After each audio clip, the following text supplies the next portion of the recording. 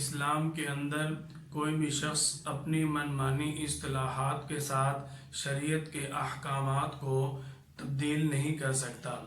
اللہ جل جلالہ نے جو بھی احکامات جاری کیے، جو بھی آپ صلی اللہ علیہ وسلم کی احادیث مبارکہ کے اندر احکامات ملے ہیں، ساری چیزوں کے چند قواعد و ضوابط ہیں جن کے ساتھ باضابطہ با اصولی احکامات جو ہیں وہ شریعت اسلام کے اندر چل رہے ہیں۔ انہی اصول و قواعد کو مد نظر رکھتے ہوئے آپ حضرات کو ایک دعوت فکر دینی ہے۔ دعوت فکر یہ ہے کہ تراویح جو ہے وہ کل 20 رکعات احادیث مبارکہ کے اندر ثابت ہے۔ ذخیرہ احادیث کے اندر جہاں تراویح کا ذکر ہے وہاں پر 20 رکعات کا ذکر ہے۔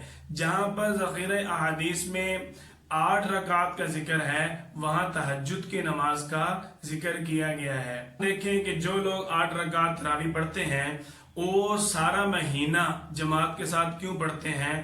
آپ صلی اللہ علیہ وسلم نے تو پورا مہینہ رمضان کا جماعت کے ساتھ تراویح نہیں پڑھی۔ ایک اجتماعی عمل چلتا آ رہا ہے کہ اکثر حفاظ، اکثر قراء کرام جو ہیں وہ ایک قرآن پاک پورے رمضان مبارک میں مکمل کرتے ہیں۔ اگر پورے رمضان مبارک میں پورے قرآن پاک کا ایک رکوع ایک رکعت کے اندر پڑھا جائے تو 27ویں شب کو حافظ قرآن کا قرآن پاک مکمل ہو جاتا ہے۔ 20 رکعات تراویح تعامل امت کے اندر اس طرح بھی ثابت ہیں۔